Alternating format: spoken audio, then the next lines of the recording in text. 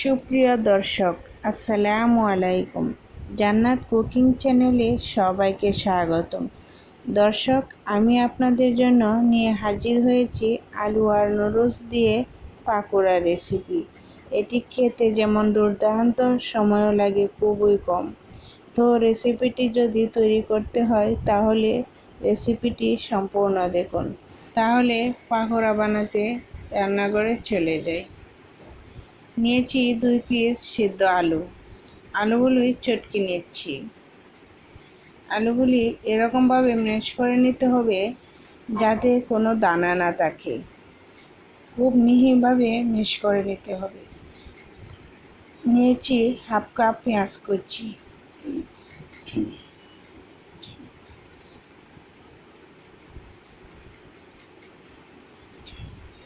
1 table চামচ কাঁচামরিচ কুচি, হাফ চামচ চিলি ফ্লেক্স, হাফ চামচ চাট মশলা,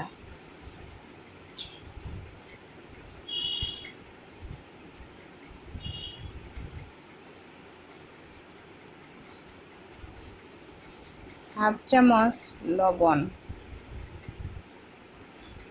হাফ চামচ গরম মশলা গুঁড়া।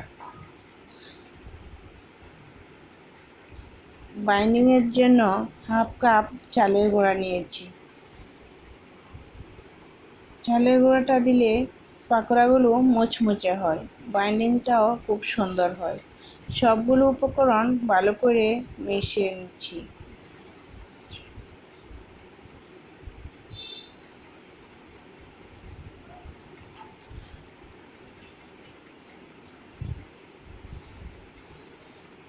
সবগুলো উপকরণ সুন্দরভাবে মিশিয়ে হাতের সাহায্যে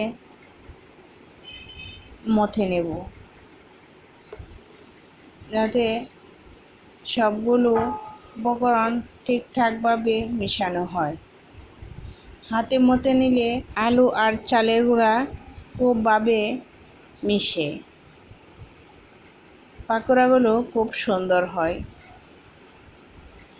আমার হাতে মথে নেওয়া সম্পন্ন হয়েছে এবং সাইড করে রেখে দিয়েছি।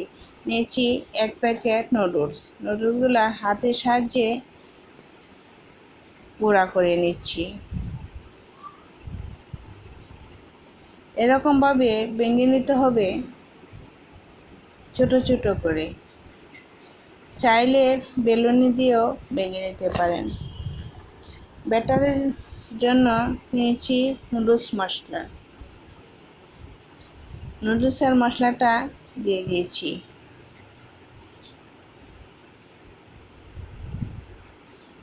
হাফ চামচ গোলমরিচ দিয়েছি। হাফ কাপ ময়দা। এখানে ময়দার পরিবর্তে কর্নফ্লাওয়ারও ব্যবহার করা যাবে। নর্মাল টেম্পারেচারের পানি দিয়ে ব্যাটারটা তৈরি করে নেব। অল্প অল্প পানি দিয়ে ব্যাটার তৈরি করতে হবে যাতে পাতলা না হয়ে যায়। আমি ঘন একটা ব্যাটার তৈরি করে নিয়েছি।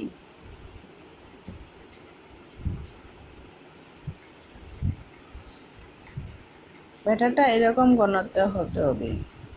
নিয়েছি ভেঙে নেওয়া নুডলসগুলো। অল্প একটু ডো হাতে নিয়ে লম্বা করে একটা শেপ দিয়ে নেব। যে যেরকম শেপ দিতে চায় তৈরি করা যাবে, কোনো সমস্যা নেই। এটা গোল করেও দেওয়া যায়। আমি লম্বা আকৃতির করে একটা শেপ দিয়ে নিয়েছি।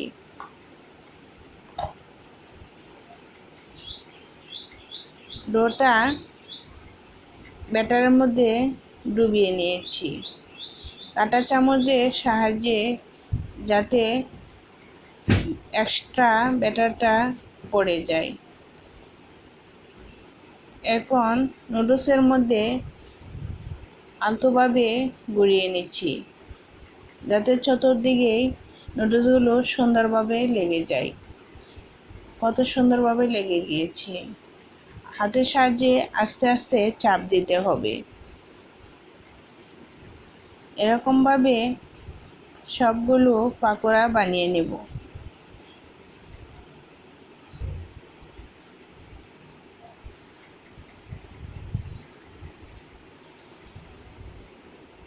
এই পাকোড়াগুলো খুব সাবধানে বানাতে হয়,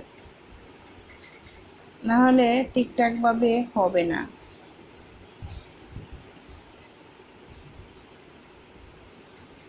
কিছুক্ষণ রেখে দেওয়ার পর পাকোড়াগুলো ড্রাই হয়ে যাবে। আমার পাকোড়াগুলো তৈরি করা হয়েছে, 8 থেকে 9টা পাকোড়া তৈরি করা হয়েছে। চুলায় একটি প্যান বসিয়ে দিয়েছি, পর্যাপ্ত পরিমাণ তেল দিয়েছি। তেলটা গরম হয়েছে, আস্তে আস্তে পাকোড়াগুলো দিয়ে দিচ্ছি। পাকোড়াগুলো দিয়ে তাড়াহুড়া করা যাবে না, তাহলে উপর থেকে নুডলগুলো ফুলে আসবে। তেলের মধ্যে দিয়ে নাড়াচাড়া করা যাবে না। এক পিঠ দিয়ে হয়ে আসলেই আলতোভাবে উল্টিয়ে দিতে হবে।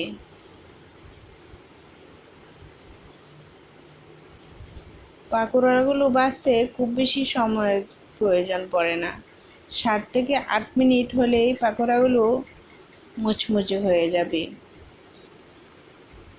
এরকমভাবে পাকোড়াগুলো ভেজে নিয়েছি। যে পাকোড়াগুলো ভাজা হয়েছে এগুলো আমি উঠিয়ে নিচ্ছি। খুব বেশি মুচমুচে করে ফেললে পাকোড়াগুলো খেতে ভালো লাগবে না। সোনালি কালার হয়ে আসলেই পাকোড়াগুলি উঠিয়ে নিতে হবে। বোঝা যাবে যে মুচমুচে হয়েছে, তখনই উঠিয়ে নিতে হবে। এইরকম সুন্দর করে সবগুলো পাকোড়া ভেজে নিয়েছি, তেল থেকে উঠিয়ে নিয়েছি। আমার পাকোড়াগুলো রেডি।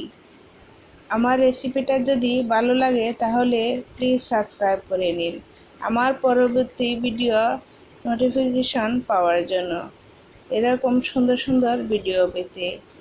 আল্লাহ হাফেজ।